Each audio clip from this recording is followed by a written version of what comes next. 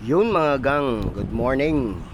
Sa umaga masyadong masarap magkape, lalo na pag naririnig mo yung mga huni ng ibon at nag-iisip ka rin ng lulutuin. Ngayong araw magluluto tayo. Kagabi nanguha ako pala ng malunggay sa tabi-tabi. Kahit dito sa Dubai City na, pero may makukuha ka pa rin ng mga gulay-gulay sa tabi-tabi katulad ng malunggay, tsaka lemongrass at kung ano-ano pa.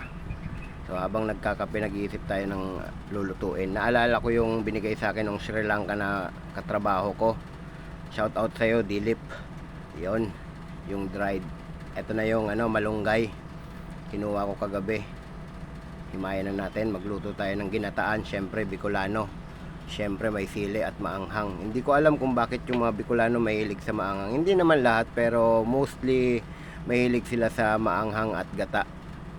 Iba yung combination ng gata at maanghang. Ayan, ginayatan na natin ng maraming sili. Halo yan, yung siling green at siling pula. Syempre yung luya, hindi mawawala yan, lalo na pag isda, pampawala ng lansa. Tirahin na natin yan bago pa tirahin ng iba. So yan, nagpiprepare na tayo dyan. Samahan nyo ako magluto ngayong araw na to. Syempre hindi mawawala yung sibuyas tsaka bawang. Lagyan natin ng konting baboy para magmantika siya, yung combination ng baboy. Piprituhin ko nga pala yan, yung baboy. Gusto ko yung tostado pero tatanggalin ko rin yan, yung mantika niyan. Tatanggalin ko rin yan kasi magmamantika din yung gata. So ganyan lang ang proseso. Ayan, makikita ninyo, dry na siya. Tinanggalan ko na yan ng mantika. Nilagyan ko na ng gata yan, inkan. Nilagyan ko rin ng tubig. Yan. Kasi nagtira pala ako dyan ng nagtira ako dyan ng gata na puro. Kung makikita ninyo. Yan. Nilagay na natin yung tulingan. Tsaka nilagay ko na nga rin pala dyan yung baboy. Dinagdagan ko na ng purong gata yan para mas solid. Ilagay na natin ngayon yung malunggay. Ayan. Solid na yan mga gang.